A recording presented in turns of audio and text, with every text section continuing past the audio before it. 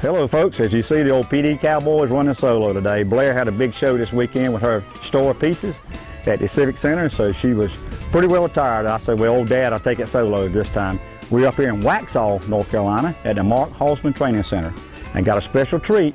As y'all know, I'm a breeder of the Marsh Tacky Heritage horse, and we are today got a young stud colt off DP, my stallion, that's never been handled very much. Got him in the trailer there, so we can go get him here in a few minutes. I have chosen Mark Halsman, which is one of our fine sponsors, to do a colt starting clinic today. So I'm very, very excited about that. So keep in mind the young stud colt you see here today has only been tied and lead a little bit, so it's going to be new. So Mark's quite a cowboy, so we can see how he does here today with it. So stay tuned, let's go in the trailer and get old Drifter.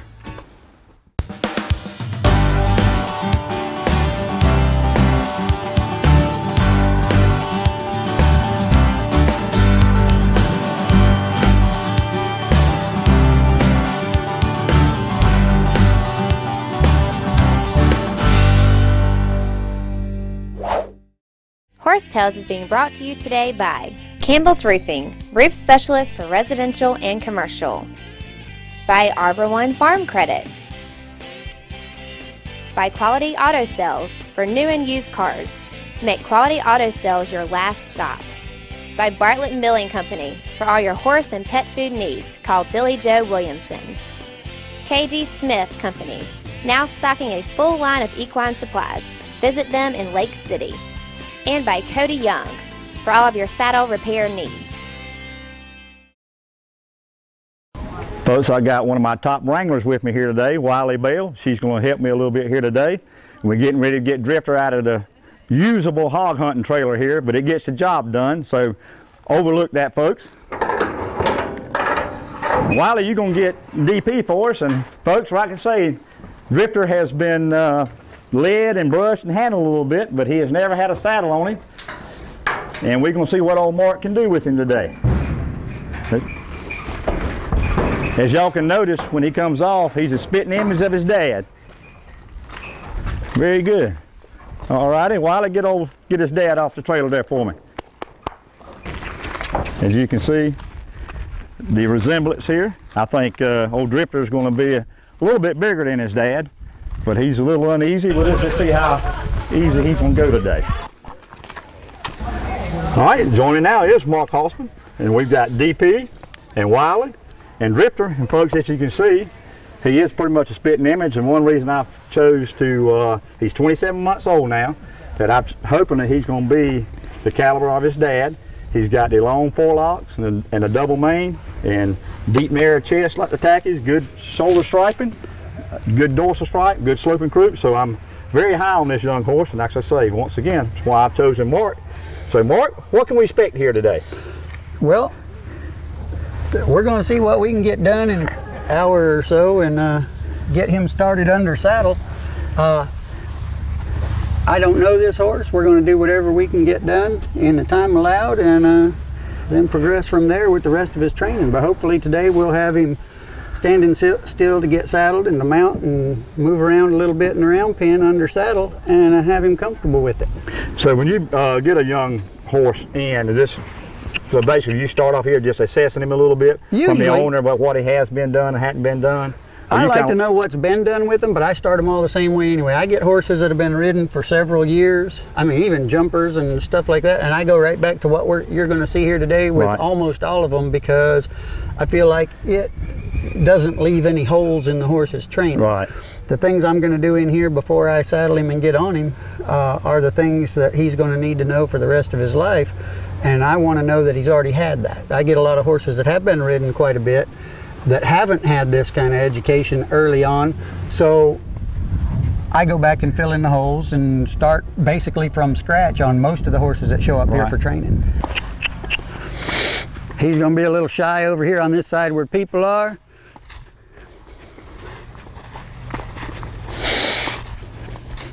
A lot of times when you see people starting horses in the round pen, they want the horse to always turn toward them. I don't. I want this horse every time he turns away from me for the next little while to turn away from me, okay? The reason for that is when I stop him and turn him away, I want him to think, turning away, looking away from me and trying to find somewhere else to be always causes him more work. Eventually, when I start inviting him to the inside and looking at me, I want him to find that that's where all of the rest and comfort is. So for a little bit, I'm going to turn him only to the outside, and if he turns inside like he tried to do right there, I'm going to go put some pressure on his neck and move him back to the outside. So every time he turns away, he works a little bit harder. Every time I step across here to stop him, oh, I'm going to stop you. Don't turn inside. Send him right back the same way and push to the outside, outside, go somewhere. Turning outside causes work. I don't even want to invite him in for a little bit, just till he realizes that I'm the one who's causing him to have to move.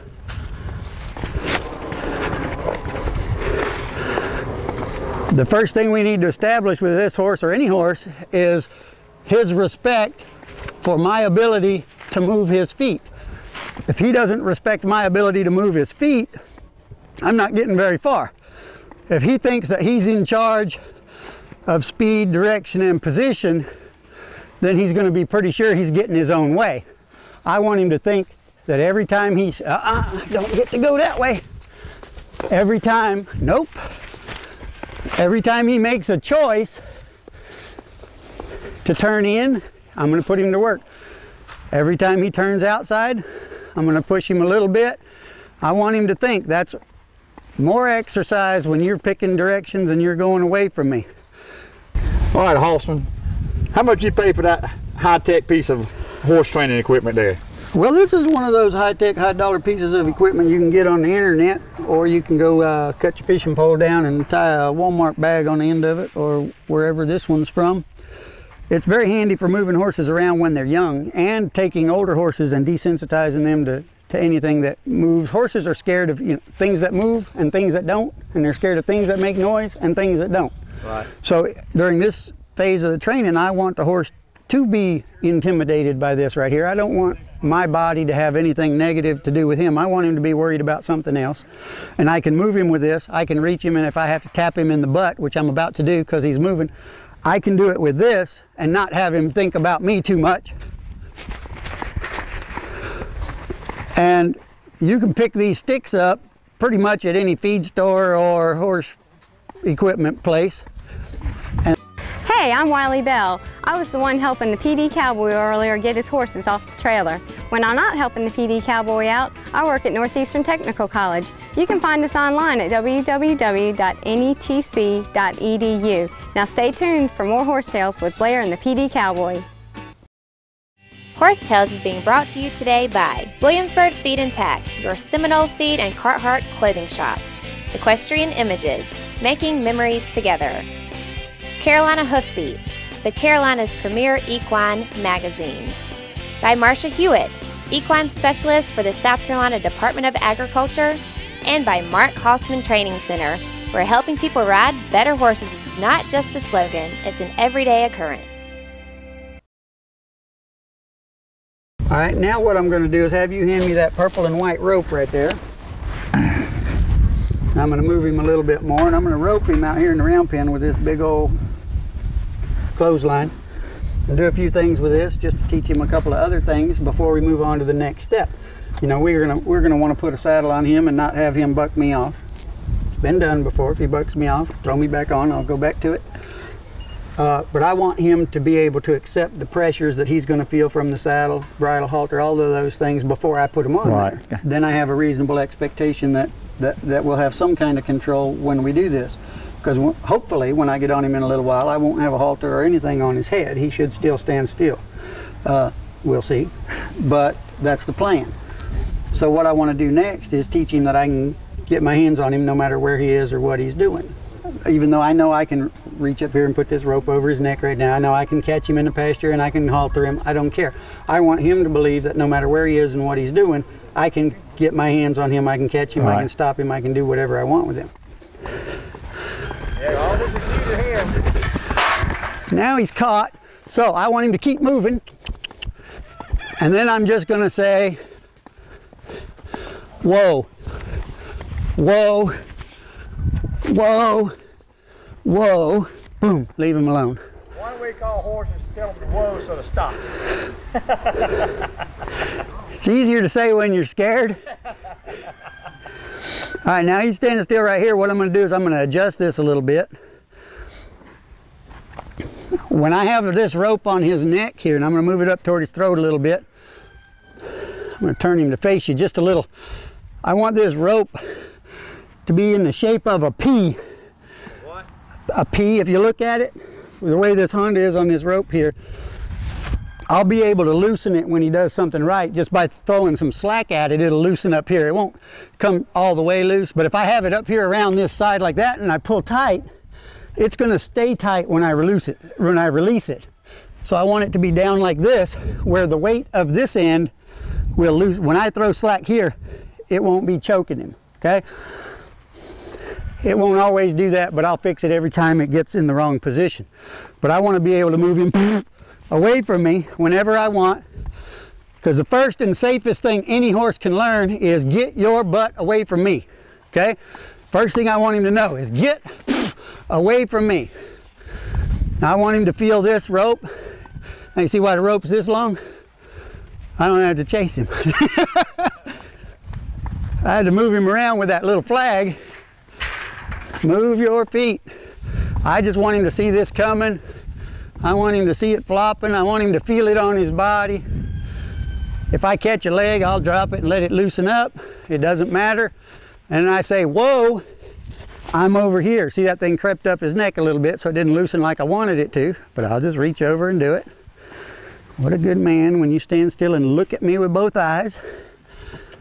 I just want him thinking. All right, Mark, what you up to now? First thing I'm going to do is come back over here where he is. He hasn't moved since we just left him to walk out and get this saddle. I'm going to wander over here with this pad. We're going to do a little desensitizing to it, see what he thinks about it. And I'm just going to let him see it. You see, he noticed it was there. He hadn't seen this before either, so I'm going to let him look at it a little bit, smell it before I go to throwing it all over him. But we just want to let him know that just like me and the ropes and everything else, if you investigate something, it'll go away. If you have a good attitude about it, it's going to remove pressure, not add pressure. If you make good choices and you stand here and think about things the way we want you to, it's not going to hurt you. If it touches you, you don't have to worry about it and move away from it. I'm going to rub on him on both sides a little bit, and I'm just going to put it up here and rub him with it. I'm going to pet him with everything before I go to doing anything else. I just want him to know that if you tolerate stuff like that, it'll go away. I want him to see it out of both eyes. I'm going to show it to him over here. I'm going to flip it up and take it off over here and walk away a couple of times. I'm going to let him see it. If he'll look at it over here, I'd like for him to kind of investigate it and move his head over here, but he doesn't have to today. He will eventually. As long as he doesn't want to run off and kick my head off and go bucking, kicking, farting around the round pen, that's all good. So as long as he tolerates it today, eventually he'll accept it. Then he'll actually seek it rather than worrying about it. But just like with that pad, all I want him to do is acknowledge it, see it, don't worry about it, check it out. It's no big deal. You have no halter and lead rope. What's your thinking on that? My thought on that is if he decides that it's better to be somewhere else, I want him to go somewhere else. If he thinks he has to leave and throw my saddle on the ground, this thing's been thrown in the dirt lots of times. That isn't going to hurt it. Just get dirty, we'll brush it off and go back to it. If he wants to be somewhere else, I want him to make that choice. He wants to go running around the round pen instead. Hey, let's move your feet around the round pen some more. We've already shown him that every time he decides to be somewhere else, that we're willing to send him somewhere else. But like I said, a lot of people will do all kinds of stuff. I'm going to let him see it. He's thinking about it. Great. Go somewhere else. I don't care. If you don't want to be here, go somewhere else.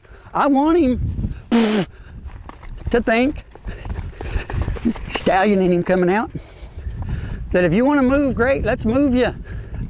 If you want to stand still, we can do that too. But you get to choose what we do. Now I'm going to make him look at me again with both eyes. And we keep just forcing more and more and more stuff on him, then we're not getting very far. If he wants to run off when I throw this up there, that's fine. But I'm not going to baby it up on his back. I'm just going to lift it up and set it up there. If he feels the need to go somewhere, you know, if I can just kind of step in front of him or put my hand up and block him a little, I'll do that. But I don't need him to want to stay here. I need him to do whatever comes natural. And usually with horses, what comes natural is get the heck out of Dodge and be somewhere else. All he's looking for is comfort. In a horse's life, comfort usually exists wherever he's not. They're designed to run fast, so when there's a problem, they can go somewhere else and be comfortable, even if it's for a short period of time, because they can always run somewhere else. As long as they're able to leave, they can go find comfort. We're taking that and reversing it and saying, I want you to do everything that is totally against nature, except that I'm throwing the dead skin of one dead animal on the back of you and try to convince you that I'm not going to do the same thing to you that somebody did to this cow. Now, for the first time, we're now riding this horse. First thing I'm going to do is get my butt back off. Just because I got on doesn't mean there's a problem. You stood still, pressure went away. Put my foot up here. Oh, jump around heavier. Put a little weight up here, rub on him. Swing my leg over. It's no big deal. Feet in both stirrups means we're riding.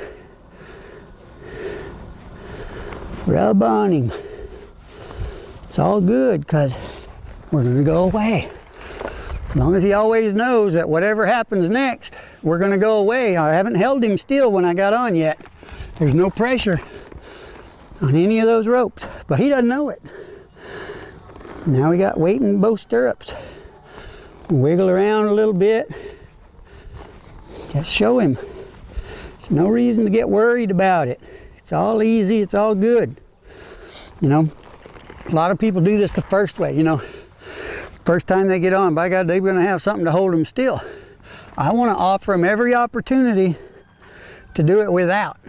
Like I say, 90%, somewhere close to that. We can get to this point right here with nothing on their head, doing what we just did to some degree in an hour, hour and 15 minutes, whatever it is. You know, if at this point he wants to go somewhere, all I'm going to do is tip his head with one rein or the other, not pull on both of them. Because now we want to move his feet a little. So I'm going to tip his head, see if his feet will move just a little before I go to bumping with my feet. I'm not going to spur him at all. Just going to cluck a little, see if his feet will move. They move a little, leave him alone. He doesn't know he can carry any extra weight around because he's never had to. Move your feet, I'll leave you alone. Move your feet, I'll leave you alone. Good man. Let's go the other way. Move your feet, and I'll leave you alone. Hi, I'm Marion Broach. I'm sales manager at Doug's Harley Davidson. We are a proud sponsor of this show. Stay with us, and we'll be right back with more Horse Tales with Blair and PD Cowboy. Horse Tales is being brought to you today by Mickey Finn's, your one-stop party shop with 2 locations to serve you in Florence. Ashley Jones, for all your farrier needs. Call Ashley at 843-992-6723. By Sandy Run Ranch, located in McBee, South Carolina. Training and sales of breeds and discipline, driving horses trained and sold. By the law offices of Hobbs & Broom, a South Carolina-based law firm that specializes in DUI defense and personal injury. Visit them online at hblawsc.com. And by Marshall's Marine. When you need horsepower for your boat, call Marshall's Marine. All right, Mark, is it safe to come in? Come on in.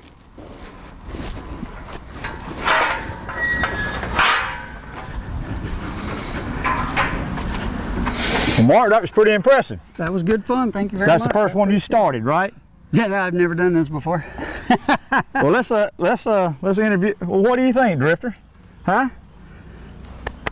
I think you did pretty good. What do you think? I think you did just fine. Like I said, they're all individuals and they're all different on day one or week one for any of them. You know, we want them to be at a decent level later on down the road. It doesn't matter how day 1 or 2 or 3 goes, as long as we're moving forward and we're educating this horse and showing him how easy it is to do the things that we eventually want him to be good at.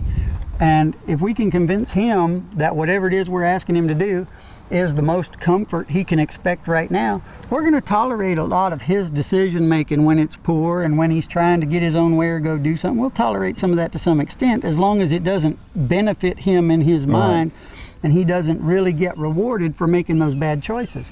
As long as that's the rule from here on out, everything he does is going to gradually improve. And it's a roller coaster. I mean, it's not just this big, oh, you know, sky's the limit, here we go up here. There's going to be days, weeks when in a row where it seems like we're kind of at a plateau, and then all of a sudden we'll have this other giant leap.